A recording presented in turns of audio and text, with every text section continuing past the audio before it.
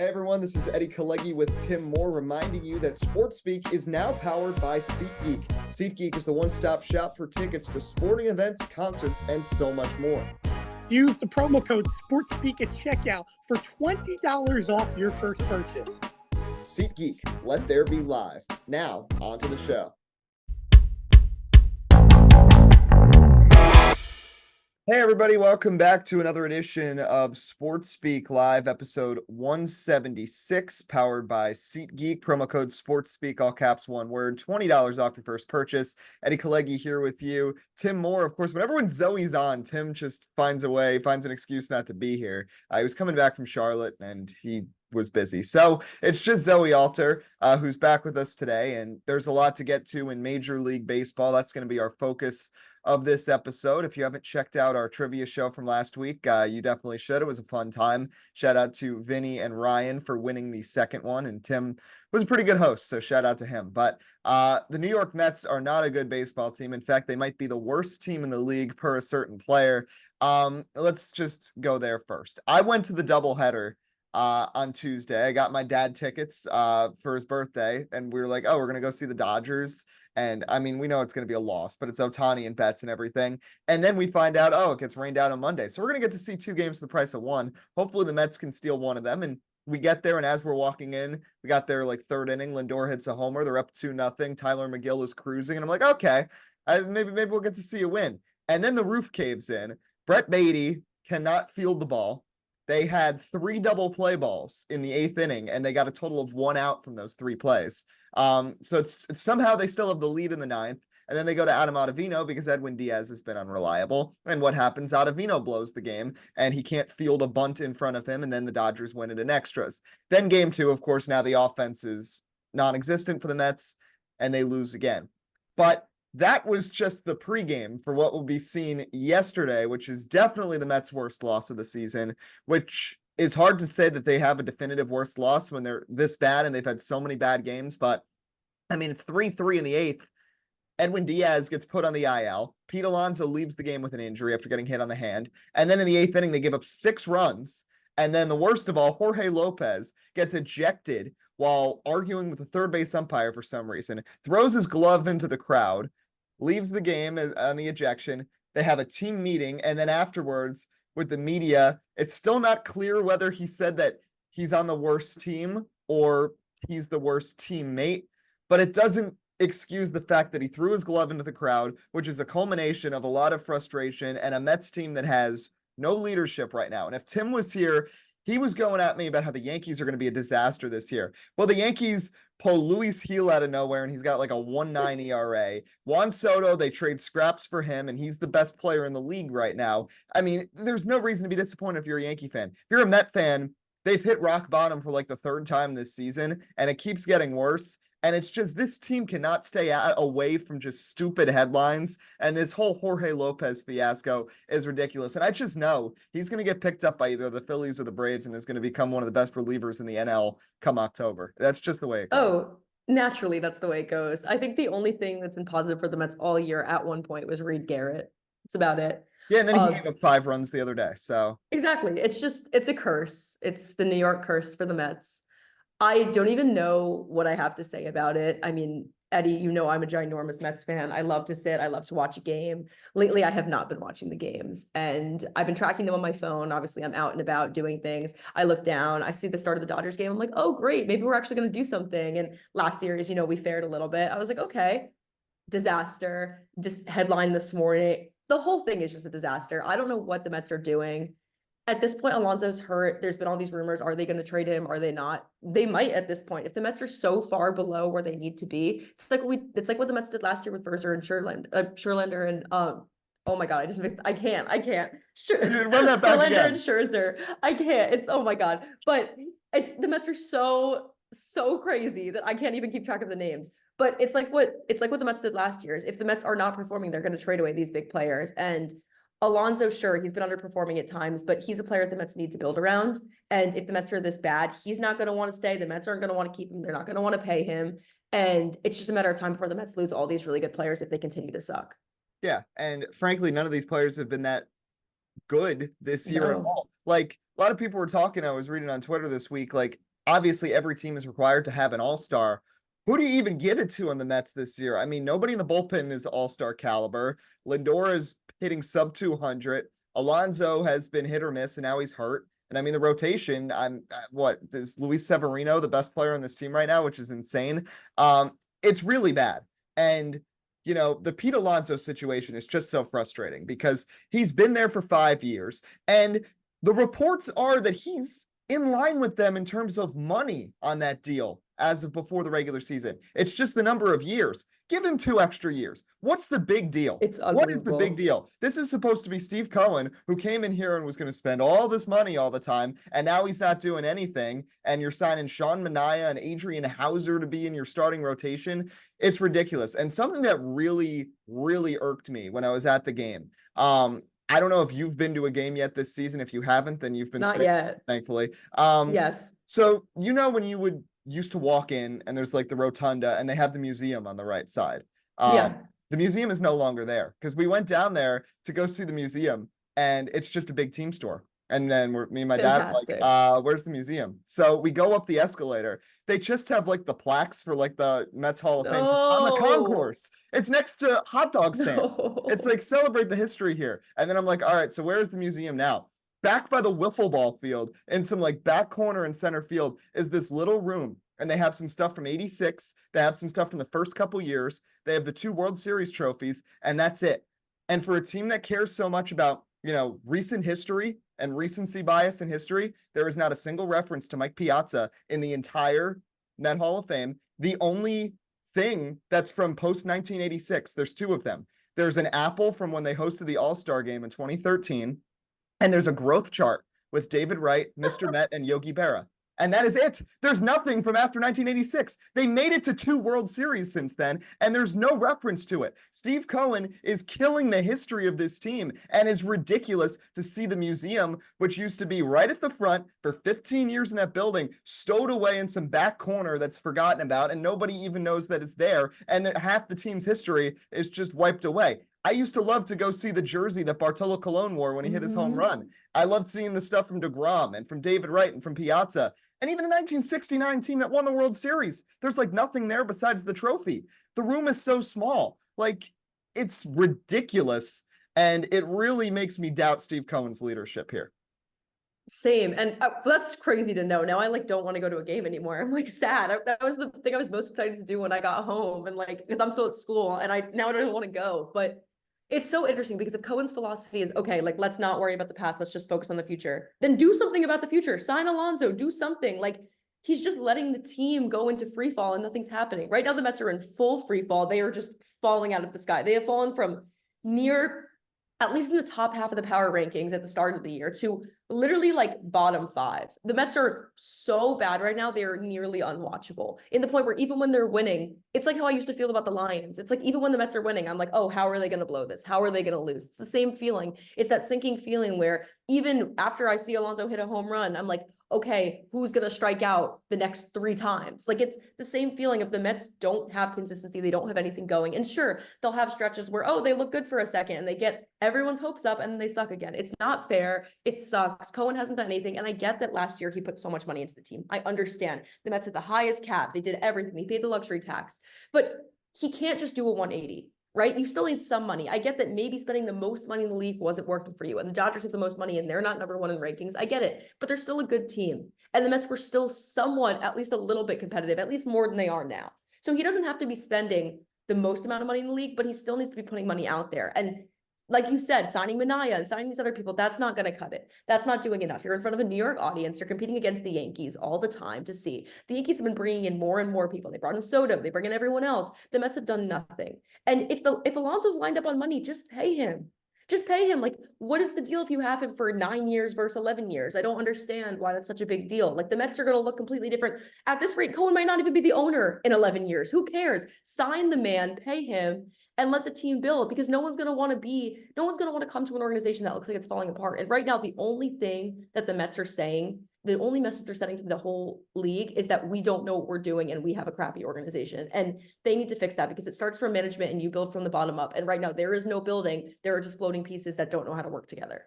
And it's clearly a trend too, with the amount of players now that have been outspoken directly against the organization when they've played for them just in the last year. Jorge Lopez is just the latest. Tommy Pham saying that this is the least hardworking group of position players he's ever played with. And that's someone who's played for like half the league at this point. And you got Scherzer ripping on the team, which I still kind of have a problem with some of that. But, you know, it's three different players now from three different position groups that are going off about a common denominator, which is that this team has bad organizational leadership and strategy, which is just really annoying to see that they're in this spot. And the other thing that still bothers me is last year, after they traded away Scherzer and Verlander, saying that the goal was to be competitive by 2025. Why do you even use that word? I understand the philosophy of doing a rebuild, but saying the word rebuild makes it seem like, okay, we're trying to get better. By essentially saying that you're going to be non-competitive this year, what kind of message does that even send? It doesn't send a message. It sends a message that we suck and we know we suck and we don't care. It's literally complacency. It's saying, okay, we realize that we suck. We realize that the team we have isn't working. So we're kind of just going to wait it out. And in a league like the major league, baseball is a dying sport at this point, right? Like I love baseball. You love baseball. We are two people who love baseball more than anything. But in the sense of all the major sports, baseball is falling off a little bit. So baseball needs good teams. You need excitement. You need something. Teams are building. Every season matters. It's almost like Cohen is just throwing money in the garbage at this point. If he thinks he's going to wait, what he said that last year, 2025 to be competitive, what does this year stand for then? Is this just money that you're paying? You're paying Lindor so much money this year. You're paying players on your team so much money to do nothing. Just to suck. What message does it send to the players? Obviously, they're not hardworking, and that's what Pham is saying. Because if they know that the organization doesn't care about them, why do they want to succeed? If no one higher up in the organization thinks they're even going to be competitive, where does their belief come from? Because the belief in an organization comes from everyone believing that, hey, going into the year, every team going into the year believes they could be a World Series contender. You have to, or else you shouldn't be a major league team. You shouldn't be in the organization. You have to have belief in yourself. And the Mets clearly don't have belief in yourself. And it's one thing to not have it internally and to have some doubts, but to project that to the whole world, to your fan base, to your players, to everyone who funds your team is absolutely ridiculous. And Mets fans have been waiting so long to get rid of the Wilpons, to have Steve Cohen, to have a whole new era. And we were all so excited when he came in. We said he's coming in, he's bringing in two amazing pitchers, he's signing people, the Lindor deal, everything else. So exciting. This is a hot mess. In many ways, I mean, the Wilpons didn't care, but it doesn't seem like Cohen does either. And I don't know if it's something being in New York. I don't know if it's the Mets organization. I don't know where it stems from, but something needs to change, because in an organization where no one cares, the Mets are just going to keep free falling. Because if every other team cares except the Mets, they're going to fall to the last in power rankings, and it's not going to matter. They're never going to be competitive. If the Mets want to ever get back to the position where they're fighting for wins, especially in a division as tough as their division, where they have to play the Braves, to play the Phillies, when in the East, like, they need to do something. And whatever they're doing right now, which is basically nothing, isn't working. You don't just get away with little signings, last minute things, don't partake in free agency and hope for the best. That's not how it works. You can't just pick up washed up players and hope for the best. Sure, JD, whatever, but you can't just pick up guys like this and hope it's going to work. You need to build a team. You need to build from the farm. The farm system is really good. It's arguably one of the better ones in the league. Why haven't we touched the farm system? Why is the farm system non-existent? I mean, why are they waiting to bring people up? Brett Beatty, if he's not working, send it back down. Do what you did last year. He came up again and was great after he was sent back down. You need to make changes. You need to change things. Also, why are so many players getting hurt? What is going on with our training staff? The Mets are having so many issues with pitchers getting hurt. Senga, Diaz, do something about it. There's so many things that need to be changed internally. And I'm not a manager of baseball. I don't understand how to do all that stuff, but something needs to change and something's got to give. Yeah. I mean, we're not experts, but we know there are experts out there that are probably better at their jobs than what we're currently seeing with some of the current Mets staff. And that's the argument we're making here. It's not good. And this can't stay. They're 22-33. And honestly, from the 0-5 start, I didn't care that they went off to that hot start. I don't care that Alvarez got hurt. We knew that this was what this team was going to be this year when they put out that lineup and that rotation to start the year. But enough about the Mets. Let's go to looking at the National League 2 months into the season, the Phillies have the best record. And this is kind of reverse from what we've seen from them the last 2 years, because if you remember, with Rob Thompson coming in as the interim in 2022, when they made the World Series, they didn't start off that year the best, yet they went on a deep run in the playoffs. And this past year, they did a very similar thing. I mean, they had to go on a run to make things happen, and didn't get off to the best start. The Braves were the better regular season team, and the Phillies made it happen in the postseason to make it to the NLCS.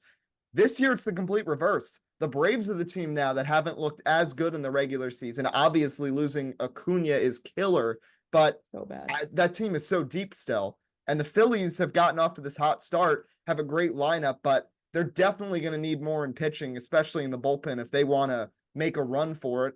And then you can't doubt the Dodgers because they do have Shohei Ohtani. And despite the fact that they've lost in the NLDS the last couple of years, this team just keeps getting better. They'll have 4 starters get hurt, and their rotation is still one of the best in the league. So I think it's between those 3 teams. But right now, through 2 months, which one do you see as the favorite? I definitely don't see the Braves anymore. For me, the Braves, I was one of those teams where I was like, it's going to happen. The Braves are good every year the past couple of years. I was like, eventually something's got to give, and they're just going to be this powerhouse.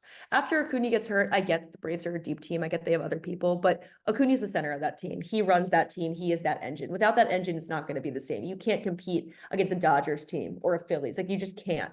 I think it's between the Dodgers and the Phillies. I think it gets tough. I think it honestly comes down to Bryce Harper, because the Dodgers, no matter what, are going to be good. They have hitters. They're going to work together. They always put up runs. It's just the way the Dodgers work. So it's going to come down to Bryce Harper. It's going to come down to how good he is. When Bryce Harper in the postseason is absolutely ridiculous, the Phillies are great. And whatever team he's on is going to be great. So I think it's going to come down to Alex Boehm if he can continue hitting the way he's hitting. And if Bryce Harper can step up and be that lead hitter on that team. If they can do that, I don't even think it matters about the pitching. The main thing is the Dodgers. If the Phillies hit the Dodgers at some point, which I'm sure they will, the Dodgers are going to score no matter what. It doesn't matter what pitcher they're against. They're such a good hitting team that it's going to end up working for them. So it's about if the Phillies can outscore the Dodgers. And if the Phillies can get their hitting together and can outscore the Dodgers, I absolutely think the Phillies can do it. But as of now, from what I'm seeing from the Phillies hitters, even though they're hitting well, I think the Dodgers still have the upper hand. Yeah, I think so too. And just it's so crazy how, despite the fact that Dave Roberts has clearly not been able to win in the postseason, the Dodgers still remain the favorite just because of how good that roster is. And it's still so ridiculous that they were able to defer Ohtani's contract. But I've harped So about that angry. many times on this show. Yeah. American League. Now, the West is weird because you've got the Astros, who have been the dominant team of baseball for the last 10 years, and the reigning World Series champs in the Rangers. And both of them have looked iffy to start the season, especially the Astros, who have looked bad. That entire division has a negative run differential right now. You got the East, you got the Yankees, obviously, with Juan Soto and everybody else, and they're going to be getting Garrett Cole back soon. And Baltimore, they had that great season last year, ended up losing in the first round of the postseason, but this is a team that can win 100 games and now got a taste of the playoffs already, so they'll be a little more ready for that challenge. But the Royals have been maybe the most impressive team in baseball this year. Best record in the AL Central. Bobby Witt Jr. is finally emerging into that MVP caliber player that he was hyped up to be when they called him up 3 years ago. And the rotation's working out. Cole Ragans has been good. Seth Lugo, who the Mets should have used as a starting pitcher on multiple occasions, now is finally getting to start games, and he has the 4th best ERA in the American League. I really think it's going to probably come down to the Yankees and Baltimore right now, unless Houston or Texas get their act together in the West. But the Royals are a type of team that I think could really make a surprise. The big worry, though, for me, is this group, besides Salvador Perez, has no playoff experience. And what we've seen in the AL these last few years is that teams need to get their feet wet, get a couple of appearances in the playoffs before they can go on that deep run, like we saw with Tampa Bay, like we saw even with Houston when they first started this run. Those first couple of years, they got eliminated early in 15 and 16. So I don't know how far Kansas City's going to go, but it's a great story, and they're definitely one of the top teams in the AL right now. I mean, it's always fun to watch Kansas City. I obviously have trauma from the Mets played them, and they kind of wiped us out of the water. But the Royals are really good. They look good. For me, I think that the team to keep an eye on is the Yankees. And I've always been scared of the Yankees as a New Yorker, just terrified, always wanted them to be bad.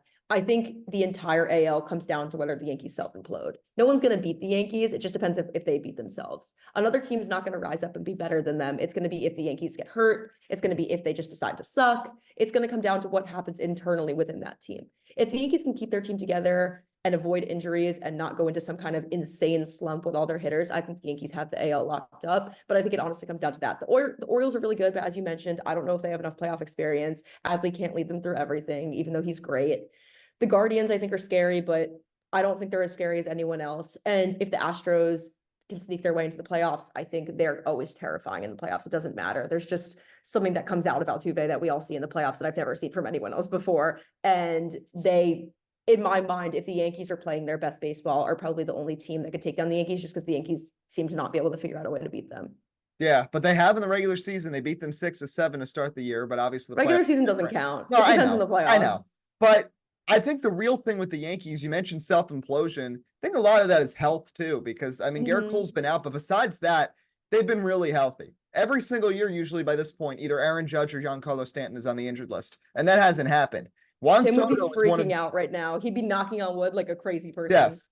Well, he's not here, so I can say whatever I want. Juan Soto is usually healthy, but the rest of this team, you've got a lot of guys that always get banged up. I mean, DJ LeMahieu still hasn't played a game yet this year. Stanton ends up on the injured list at least twice a season.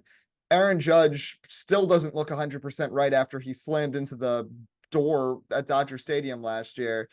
So I'd still worry about the health with this team more long term because I think they have the roster and they have the pitching staff to win the AL and compete for a World Series title, but it's going to be difficult. And this is the first time in a while that I truly feel like the National League is undisputed the stronger league right now because Phillies, Dodgers, Braves, I mean, St. Louis has a good roster, Pittsburgh's up and coming. The Cubs and Brewers, really everybody in the NL Central looks at least somewhat competent right now.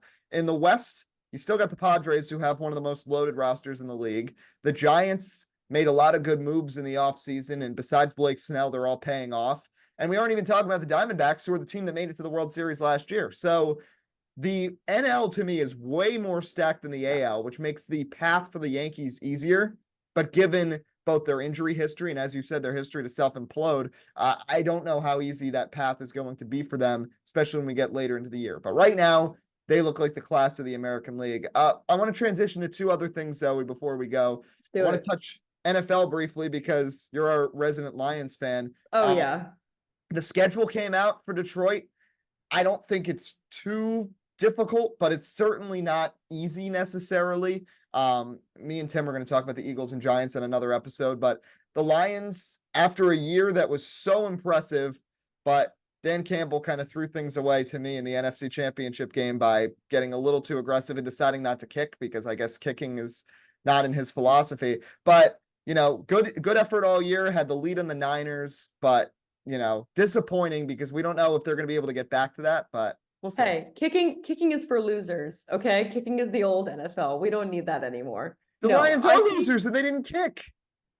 Hey, let us live. Let us live. You know, the Lions, and I think that comes down to the Lions hadn't been the NFC Championship game it was over 40 years, right? It's like the Lions hadn't been there in so long. They had never had that experience. And I think it comes down to experience. Sure, Campbell's been like an assistant. He's been a lower coach. He's been a tight end coach for like those Super Bowls. But it's different to be a head coach. It's different to make those decisions. And he's definitely learning from it. He's definitely going to come out different this year. The Lions built. I thought coming into this year, I was like, okay, the Lions look really strong. And I was really afraid they were going to hit this complacency. And Dan Campbell was going to say, okay, we have this team that almost did it. Why don't we just keep this team? But they went back out in the draft.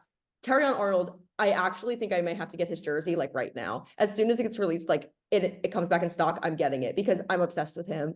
I think the Lions building whatever they have going is incredible. They're just you add to a secondary that obviously was the Lions' biggest issue, and it becomes one of the strongest secondaries in the league as it goes. Carlton Davis is going to be a menace. And I'm just so excited. At this point, like I don't even care about the Mets. I'm just waiting for the Lions season to start because this is going to be the most exciting. I am upset the Lions didn't get an international game. I think that would have been really fun, especially with two teams in their division having international games. Other than that, it doesn't look too bad. I mean, the Rams won at the beginning of the season. The night game is going to be so exciting. That's going to be the Stafford rematch, and it's in Detroit once again, which I think is thrilling. The Buccaneers, I mean, you could tell the NFL rigged the schedule to have the Lions play teams they played last year. The only thing I'm worried about is obviously because the Lions finished first in the division, they play other first place teams. And I think that is going to be a little bit tough. I don't know how I feel about it. I think for me, I'm a little scared of the Bears. I'm not going to lie. The Bears with Odunze and with Williams. I mean, I don't know if you just saw, but on Twitter, there's like this pass trending of it's like a deep pass that Caleb just threw to Rome. And it's like a great pass. And they look like they have great chemistry. And so I'm not scared of the Packers. I don't care that we play them twice. Jordan Love's a fool, and that's not going to go anywhere. But he's got 50 on the Cowboys in the playoffs. But that's like, It doesn't matter. Like it doesn't matter. He's not going to be anything. He's not going to amount to anything. The Lions will be fine against him. Like I'm not worried about him. I'm worried about the Bears, if anyone. Not worried about the Vikings. I think they're going to come in last in the NFC North. Like there's no question about it. What is Hawkinson going to lead the team? Like good luck with that. And the Lions, I think it's going to be okay. Like I really do think it's going to work out for them. I think obviously there's going to be some tough games. It's going to come down to the last minute. The Bills game, I'm so excited for. The 49ers game, I am so excited for. There's a couple games on the schedule that I've highlighted that I'm like, this is going to be a great game and that's going to be exciting. I think also the Lions have a lot of primetime games, and the Lions last year fared really well in primetime games for the most part until we got to the 49ers game. But other than that, the Lions were really good in primetime. They did really well. The only game I'm worried about is Thanksgiving, because the Lions always seem to implode on Thanksgiving, and it's against the Bears. And so that's a game they really, really need to win. But other than that, I am incredibly excited. I think it's going to be a really good season. And I think Dan Campbell is just going to keep improving this team. And honestly, I think there are a few things that could stop the Lions from winning the Super Bowl this year. Well, we shall see. But let's transition to one last thing. We both go to Big Ten schools, Northwestern, yeah. Rutgers. Baseball season is over. We had the two worst teams in the conference, I believe. But now the new era officially begins with these schools coming in from the West Coast. And they're announcing these times for these games. It's just so surreal for someone who's followed college football for so long to see just these bizarre scheduling moves. And the craziest one, Rutgers is playing at USC the night of game 1 of the World Series. It's an 11 p.m. Eastern time kickoff. So at our radio station, we're going to have producers doing like the postgame show until like 3 o'clock in the morning. But it's like, what are we doing here? I mean, it just makes no logistical sense. And football, at least they play once a week. But for sports like soccer and basketball and lacrosse and volleyball, where there's a lot of travel involved and the East and West Coast teams all play them, I don't understand how this is going to logistically work for student athletes. It's going to be a disaster. I mean, student athletes barely do school at this point, and any school that they do is going to go out the window. I also think it's interesting just bringing these California teams. I get it's the money thing, but for teams like Rutgers and Northwestern, like we're literally screwed, because you're bringing in teams that can be outside all year, that are better in athletics than we generally are. And sure, there's like these athletics that are very, like lacrosse, for example, like Northwestern isn't going to lose, like girls lacrosse isn't going to fall off. Girls field hockey isn't going to fall off. But things are going to get harder in terms of softball for both of our teams, in terms of baseball for both of our teams. Things like that are going to get really difficult because you're playing against California teams that are just notoriously better at those sports. And so I think it's going to become a really interesting, I mean, you can talk about traveling, we can talk about the student athletes, but it's going to suck for them. There's no question it's absolutely going to suck for them, but it's also just going to suck in terms of the competition level, because there's a lot of teams in that middle America, like middle America Big Ten are all somewhat equivalent in the terms of like they face the same weather, they're used to seeing each other. It's like a 2 or 3 hour bus ride to everyone. It's going to be fine. You at Rutgers play like the Eastern teams. You play Penn State. You play those teams more, and I think it's just such a disadvantage. It's like putting SEC teams, like it's like putting SEC football teams against us. Like it's just not fair. It's a different caliber. It's a different level of football. There's no reason that USC should be playing a Rutgers or Northwestern. There's just not. Rutgers or Northwestern is never in the next however many years, at least way after until you and I graduate, is not going to come anywhere near the college football playoff. Even if they went undefeated, I doubt they would even get in. Right. And so it's just interesting, because why are you putting them against a team that's going to be really good? And just in the terms of the way scheduling works, I agree. The World Series one is puzzling to me. It's like they didn't think about it. I get the Big Ten wants to make money, but there's going to be so many viewers in the World Series. I don't understand the conference thing. I think it's dumb. I'm worried more about it in terms of the diamond sports, definitely with football. I don't know if you feel this way about Rutgers, but football for Northwestern, I feel, is a lost cause. It's been a lost cause for a while, so I'm not really worried about that. I'm also abroad in the fall. Like, I really am trying to be as removed from Northwestern football as I can be, but I'm really afraid for those spring sports, and I think those diamond sports are going to get really difficult. Yeah, because the West Coast, they got some really good teams. Oregon and Washington, UCLA. I mean, for baseball and softball, it's not going to be easy. I'm a little more optimistic when it comes to Rutgers football. They did make a bowl last year. They did go 6-6. They did return a lot of players. We made a bowl too, but I'm not excited. The thing I'm happy about with this new schedule is that, like, they got rid of the East and West. So Rutgers does not have to play Michigan, Ohio State, or Penn State this year in football. So they have it's very possible to get 8 wins this year, which I'd be very happy about. But you mentioned you're going abroad in the fall, so that means you're going to miss out on seeing those games that they're going to be playing. What, at like the little tiny stadium next to the lake? Is that this year? First of all, it's going to be so exciting. I'm actually jealous I'm not there, because the lake show for lacrosse, I mean, if anyone watching this follows lacrosse, Northwestern lacrosse is unreal, and we can talk about that another time because I'm very upset about the loss in the championship. But the lake show is the most fun ever. There is nothing more fun than being on the lake and watching that. I also think Northwestern's used to playing in that. And there's going to be a lot of teams, especially when you bring in like a UCLA or a USC who's not used to playing in that wind, who's not used to playing on those conditions. I mean, we saw what happened last year when Ohio State came to Northwestern. CJ Stroud couldn't figure out how to throw the ball because the wind was like freaking him out. He like hit himself in the face with the football. Like, I think there's going to be certain things that do help Northwestern in that sense. And the lake's going to be a sick place to watch a game. I think it's going to be so cool. It's going to be better than Ryan Field was before. And until then, they'll play it there. They'll play it regularly. They'll play at all these cool venues. And they'll have this cool new stadium that'll basically be an NFL stadium. I think the new atmosphere is going to be great for Northwestern. Also, it's embarrassing when Ryan Field is a quarter full of students, and now it'll look like the stands are completely full because there will be like a 2,000 person capacity, and hopefully students will go. I think that's actually going to energize the team more. I think it's going to be good to look into the stands and see people, and the lake show is going to be so much fun. Do not doubt that, Eddie. I got you, but it's so just ridiculous. It is ridiculous. Big Ten, they're playing in like a glorified municipal park, and then you've got USC at the Coliseum, you've got Michigan in a 110,000 seat stadium, and I don't know. It's so wild that some schools are now in the same conference as others. I mean, Northwestern has always been in the Big Ten, and it always felt like an outlier because it's an academically heavy school and it's not as much with athletics, but you know, it's an odd spot for Northwestern to be in. And also, you guys just had so much drama with the football coach, the baseball coach, everything that went on in the past year. So kind of just rebirth the program. Athletics is definitely revamping. I think men's sports have had a real issue, but women's sports have stayed really consistent. Women's sports at Northwestern have always been really good. In terms of when we call Northwestern like not a sports school, we say it in terms of men's sports. We say it in terms of, okay, like baseball sucked for a really long time. Football, we've never been that good since the days of when Fitzgerald was literally a player, right? Like we can go back to the Otto Graham days if we want to see when Northwestern was good.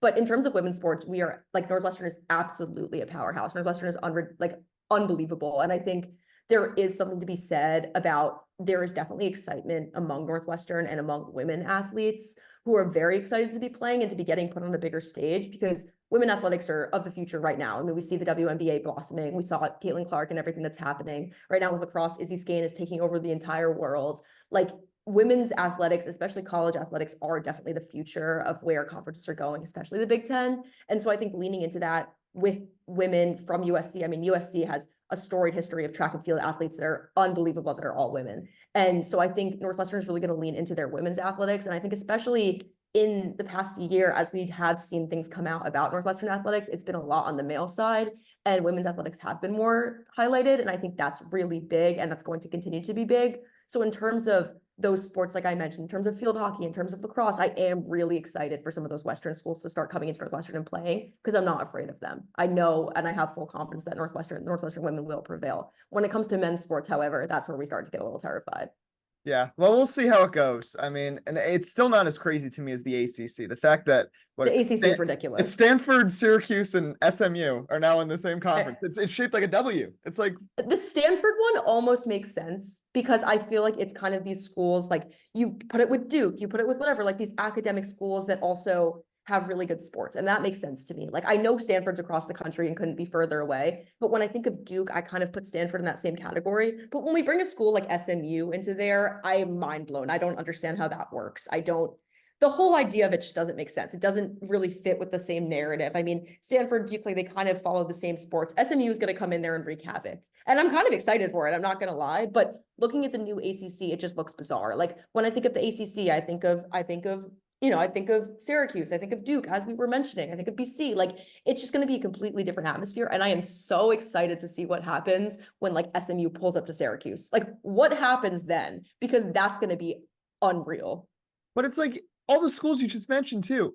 It's ACC stands for Atlantic Coast Conference. Yes, exactly. SMU is not the A or the C, not even close. No. Stanford and Cal are on the other coast. It's so ridiculous, but we'll see how it goes.